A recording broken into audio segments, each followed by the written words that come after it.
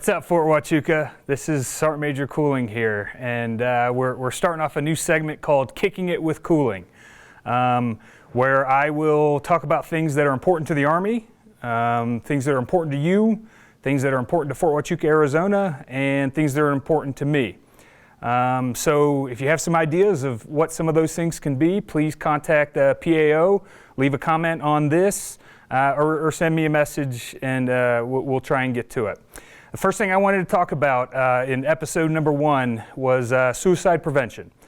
I've been a first sergeant or higher since 2009, and my greatest achievement as a leader is that I haven't lost a soldier to combat, training, an accident, or suicide.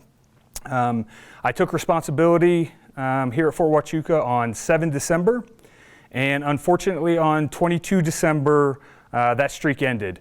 We had a suicide here at Fort Huachuca. I attended the memorial service for a soldier that I never got to meet, and I will never get to meet. And I'm telling you, it was unbelievably tough for me sitting there in that front pew, listening to friends, family members, soldiers, sobbing about the leader, the soldier that they had lost. So my ultimate goal is to not have to do that again while I am your Sergeant Major. I am an absolute optimist. If you know me, you know that. I'm the kind of guy that I can be down 35 points playing you in Madden with 8 minutes to go, and we're not turning the game off because I know that I can come back and make a run to try and tie it up. I get it, not everybody's like that, but everyone has a little bit of optimism in them. I know that kind of to the core. Rough times happen for all of us. Sometimes rougher times follow. The term hitting rock bottom, just by that term alone means that once you have hit rock bottom, it can only get better. Things get better. It takes time. Sometimes it takes longer for some things than it does others, but things get better. They always get better. One awesome thing about the Army is they've got a multitude of resources to help us cope with our bad times. We have behavioral health professionals that are awesome at what they do. We have military family life counselors, same thing, really good at what they do. We have chaplains. Chaplains are some of the best talkers you will ever meet. And they'll talk to you regardless of your religious denomination, whether you're religious at all. But they're awesome talkers, and they are awesome problem solvers with some of the problems we face while we're in the military.